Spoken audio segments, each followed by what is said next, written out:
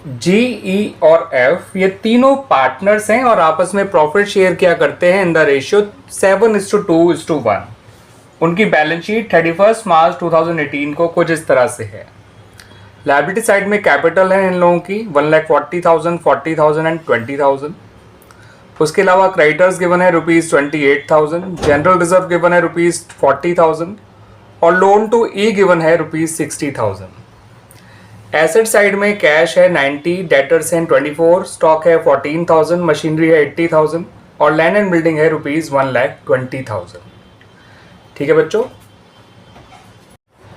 On the above date जो ई है वो रिटायर हो गया, यानी 31 मार्च 2018 को ही जो है वो ई रिटायर हो गया और जिस दिन ई रिटायर हुआ उस दिन ये फॉलोइंग एडजस्टमेंट्स करे गए। लैंड एंड बिल्डिंग को रिवैल्यू करा गया एट ₹1,88,000, मशीनरी को 76,000, स्टॉक को ₹10,000 और पूरे फर्म की जो गुडविल है वो वैल्यू करी गई ₹90,000। उसके अलावा ये भी कहा गया है कि डेटर पे प्रोविजन क्रिएट करना है at the rate 2.5% on debtors. ठीक है बच्चों, प्रोविजन पहले कुछ नहीं था, इस बात का ध्यान रखिएगा। ई का जो भी फाइनल बैलेंस होगा वो उसके लोन में ट्रांसफर कर दिया जाएगा, उसके लोन अकाउंट में। और लास्ट पॉइंट जो है उसमें ये कहा गया है कि जो total capital of the new firm है वो ₹2,40,000 होनी चाहिए। ठीक है बच्चों, यानी आपको total capital of the new firm बता रखा है कि इतनी ही होनी चाहिए और ये इनके नए प्रॉफिट शेयरिंग रेशियो होनी चाहिए बचे हुए पार्टनर्स के, यानी जी और एफ के। और साथ साथ इस बात का भी ध्यान रखिएगा कि जो भी एडजस्टमेंट अब इनके कैपिटल अकाउंट में किया जाएगा वो थ्रू द करंट अकाउंट्स किया जाएगा। ठीक है बच्चों, तो इस पॉइंट को तो हम तब डिस्कस करेंगे जब हम पार्टनर्स कैपिटल अकाउंट बनाएंगे। ठीक है बच्चों, ये वाला पॉइंट भी आपका पार्टनर्स कैपिटल अकाउंट से रिलेटेड है। गुडविल का पॉइंट भी आपका पार्टनर्स कैपिटल अकाउंट से रिलेटेड है। बाकी लैंड एंड बिल्डिंग, मशीनरी और स्टॉक और ये प्रोविजन वाला पॉइंट रिवोल्यूशन अकाउंट से रिलेटेड है। ठीक है बच्चों, आपसे यहाँ पे वैसे रिवोल्यूशन अकाउंट मांगा है, पार्टनर्स कैपिटल अकाउंट मांगा है और एक balance sheet of the new firm मांगी गई है। ठीक है बच्चों, तो आइए पहले बना लेते हैं अपना रिवोल्यूशन अकाउंट।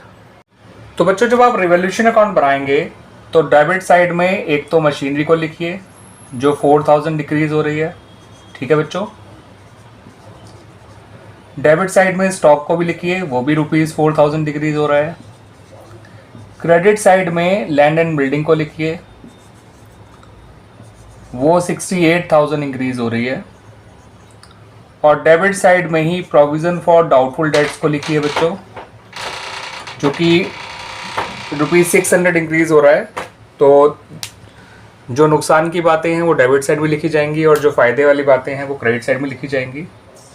ठीक है बच्चों, अब आपको क्या करना है बच्चों, आप देख सकते हैं आपको ओवरऑल फ़ायदा ही हो रहा है बिकॉज 68,000 आपका क्रेडिट हुआ है और केवल 8,600 डेबिट हुआ है। तो बैलेंसिंग फिगर गेन है, इस गेन को हम ट्रांसफ़र कर देंगे GEF में, इनके ओल्ड रेशियो में, जो कि है 7:1। ठीक है बच्चों, टोटल 68,000 लिख लीजिए दोनों तरफ। ये देख लीजिए बच्चों, ये रहा। और 59,400 को जब आप इनके ओल्ड रेशियो में बांटेंगे तो 59,400 डिवाइड बाई 10 होता है 5940। ठीक है, 1/10 आ गया। 2/10 निकालना है तो इसको डबल कर दीजिए बच्चों, ये आ जाएगा 11,880 और इसी को इंटू 7 कर दीजिए तो 7/10 भी आ जाएगा 41580। इनका प्रॉफिट शेयरिंग रेशियो है 7:1, यानी 7/10, 2/10 और 1/10। क्लियर बच्चों ये रिवोल्यूशन अकाउंट। तो बच्चों जब पार्टनर्स कैपिटल अकाउंट बनाएंगे आप, तो सबसे पहले आप पार्टनर्स के जो कैपिटल बैलेंसेस हैं उनको लिखिए, बाय बैलेंस ब्रॉट डाउन। और इनके कैपिटल बैलेंसेस हैं ₹1,40,000 जो जी का है, 40,000 जो ई का है और 20,000 जो एफ का है। उसके बाद आप इनकी बैलेंस शीट में जो जनरल रिजर्व दे रखा है उसको इनके ओल्ड रेशियो में बांट दीजिए। ठीक है बच्चों, जो पहले अंदर की चीज़ें बैलेंस शीट की उनको लिख लीजिए पहले। ठीक है, जो पार्टनर्स में बंटनी है। जनरल रिजर्व 40,000 है, ओल्ड रेशियो 7:1 है, तो 28,000 जी का आ जाएगा 8,000 ई का आ जाएगा और 4,000 जो है वो एफ का आ जाएगा। उसके अलावा जो लोन टू ई लिखा है उसको भी आप ई के कैपिटल अकाउंट में डाल के ख़त्म कर दीजिए। फिलहाल वो दोबारा पैसा लोन में ही जाना है, लेकिन अभी फिलहाल पुराने लोन को कैपिटल अकाउंट में डाल दीजिए। ठीक है बच्चों। फिर जो आपका रेवोल्यूशन का गेन आया था वो लिख दीजिए, वो क्रेडिट साइड में आएगा। रेवोल्यूशन गेन, रेवोल्यूशन का गेन आया था आपका टोटल 59,400, जिसको आपने बांटा था 41580 और 11,880 और 5940। उसके बाद बच्चों ट्रीटमेंट ऑफ गुडविल कर लीजिए। जो पूरे फर्म की गुडविल वैल्यू करी गई थी वो थी ₹18,000, सॉरी 90,000 थी बच्चों। तो 90,000 में आप ई के हिस्से गुडविल निकाल लेंगे तो 90,000 का 2/10 निकालेंगे तो 18,000 आएगा। तो ई के हिस्से गुडविल आएगी ₹18,000। और रही बात गेनिंग रेशियो की ऑफ जी एंड एफ, तो इनका पुराना रेशियो था 7:1, ई रिटायर हो गया और कोई फर्दर इंफॉर्मेशन नहीं है, तो जी और एफ दोनों का ही गेनिंग रेशियो 7:1 आ जाएगा। ठीक है बच्चों, इनका पुराना रेशियो जो आपस का है वही इनका गेनिंग रेशियो हो जाएगा। तो इस 18,000 को 7:1 के रेशियो में बांटेंगे तो फिर आपका जो अमाउंट आएगा 15,750 आएगा जी का, जिससे जी को डेबिट किया जाएगा, और 2,250 आएगा एफ का, जिससे उसको डेबिट किया जाएगा। तो जी और एफ तो डेबिट हो जाएंगे एडजस्टमेंट एंट्री फॉर गुडविल में, और ई जो है वो क्रेडिट हो जाएगा। तो ई अपने आप कुछ ऐसे लिखेगा, बाय जीज कैपिटल 15,750 और बाय एफ्स कैपिटल 2250। ठीक है बच्चों, तो 7:1 हमने इनका गेनिंग रेशियो माना, जो इनका आपस का पुराना रेशियो था जी और एफ का, वही इनका गेनिंग रेशियो और वही इनका नया रेशियो भी है, इस बात को ध्यान रखिएगा। और फिर जो है हमने 18,000 को इन लोगों में डेबिट कर दिया और ई के अकाउंट में क्रेडिट कर दिया। अब इसकी पोस्टिंग हमने ई के क्रेडिट साइड में तो कर दी, इन लोगों के डेबिट साइड में और लिखिए, और यहाँ लिखिए टू ईज कैपिटल अकाउंट। जी में आएगा 15,750 और एफ में आएगा 2250। क्लियर बच्चों? अब इसमें और कोई पॉइंट नहीं है एक कैपिटल एडजस्टमेंट के अलावा, और ई का उस कैपिटल एडजस्टमेंट से कोई मतलब नहीं है। तो ई का जो फाइनल बैलेंस है वो निकाल लीजिए और वो उसको ई के लोन अकाउंट में ट्रांसफर कर दीजिए। तो ई का यहाँ पे टोटल है 40, 48 और 60, ये हो गया बच्चों आपका 108 और ये 18 है बच्चों, तो 126 और 11 ये है 137,880 आ जाएगा। ठीक है बच्चों, और यहाँ पे कुछ भी नहीं है, तो जी का जो फाइनल बैलेंस जो लोन में जाएगा वो जितना उसका क्रेडिट साइड का टोटल है वही जाएगा 137,880, और इसकी जो अकाउंट का टोटल है वो भी आप 137,880 लिख दीजिएगा। ठीक है, उसको अभी लिख लेंगे हम। पहले अब जरा लास्ट पॉइंट के बारे में बात कर लें, जो कि है कि आपको total capital of the new firm पहले से ही निकाल के, मतलब बता रखी है, नॉट निकाल के, गिवन ही है क्वेश्चन में। तो आपको इस total capital of new firm को क्या करना है बच्चों,